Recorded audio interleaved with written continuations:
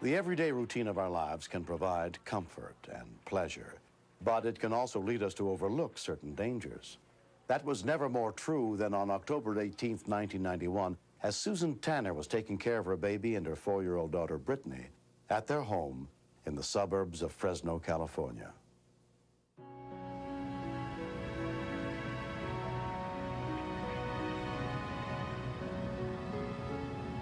It was lunchtime. There you go, Brittany. There you go, Brooke.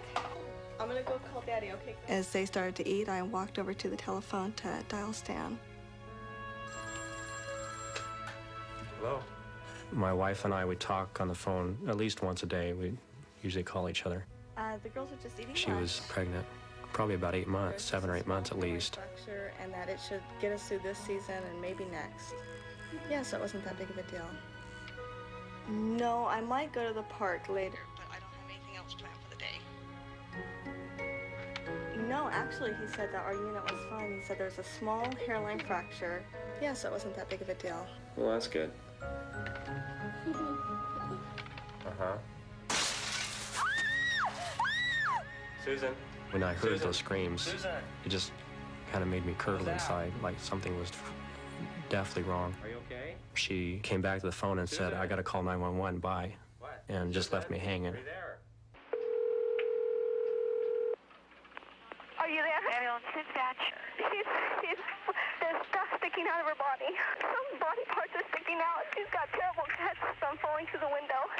There's body parts sticking out? Where at? In her stomach? In her back. In her back? Like a liver. I don't know what it is. Okay. Claudia Fernandez had been a Fresno County dispatcher for 3.5 years. I was like, oh my God, I never had anybody describe that to me over the phone. I couldn't believe it. Okay, listen to me. What I want you to do, listen, is she breathing right now? Yeah, breathing, yes, she's crying. Okay, she's crying? Oh, well, no, she's just kind of fidgeting.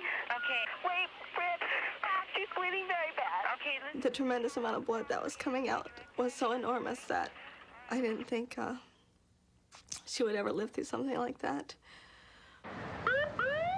An ambulance that happened to be less than a mile from the house was immediately dispatched to the scene.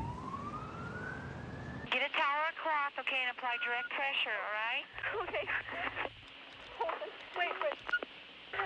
Ma'am? Yes? Okay, the ambulance is on the way, okay? Okay. Is she still crying? Oh, she looks like she's getting white. Okay. The mother stated the girl was getting very pale, and that told me that she was losing a lot of blood and possibly going to go into shock any minute. She's really bleeding out. I mean, it's gushing. It's coming out everywhere. Okay, where's this big hole in her back? Hole in her back? I'm very scared. Okay, I know you are. Okay, did you get a towel or a cloth? Yeah, there's a towel on her. Okay, I want you to apply direct pressure, okay? I want you to hold it with one hand and apply direct pressure. You gotta be calm for her right now, okay? How's her color looking now? She's still real pale? Yeah, very. Mama, help you, sweetheart. Thank you so much. What'd she say? She said she loves me. Oh.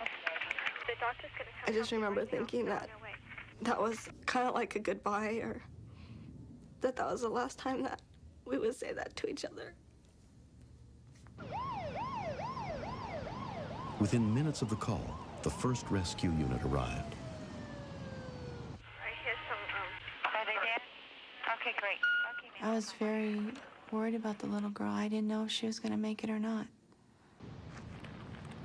Among those who responded was American ambulance paramedic Ray Renard. Mom is covered in blood. This little girl was very sick. We mainly noted one injury to the back, the large gaping hole there, which showed intestines. Evisceration? Do you remember lifting her up or anything? There was approximately 2 to 3 cups of blood loss at the window site. Well, did she fall all the way through the window? Kids can deteriorate very rapidly because they cannot handle that amount of blood loss. Okay, I'm gonna hold wet dressings on you. You're gonna feel this is gonna be wet. I remember thinking that I was losing one child and having another one. And I didn't think that was very fair. I didn't want to have to trade one for another. You're okay, Brittany. We asked Mom to ride along with us because we felt with a high anxiety or becoming emotionally upset, Mom might end up going into active labor. Just as the ambulance was leaving, Stan pulled up to the house. When I drove up to the house and saw Susan in the ambulance, I didn't have a chance to talk to her. And it was just the look that we had between each other that we knew something serious had happened.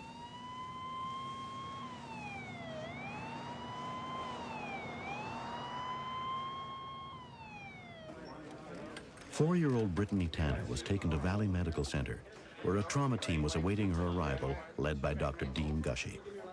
I initially had told her who I was to try and make her at ease and tell her what was going to happen.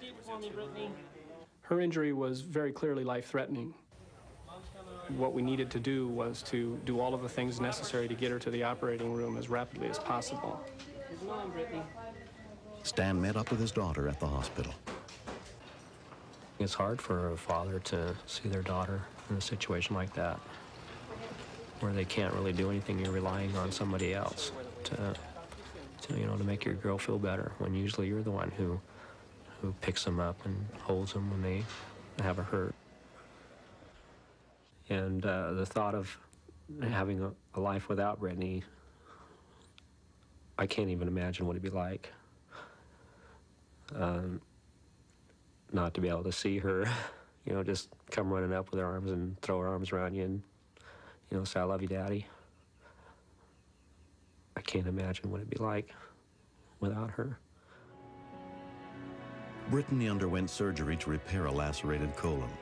After 2 weeks, she was released from the hospital. Today, Brittany is back to her old feisty self. She is in gymnastics and swims and runs and is very, very active.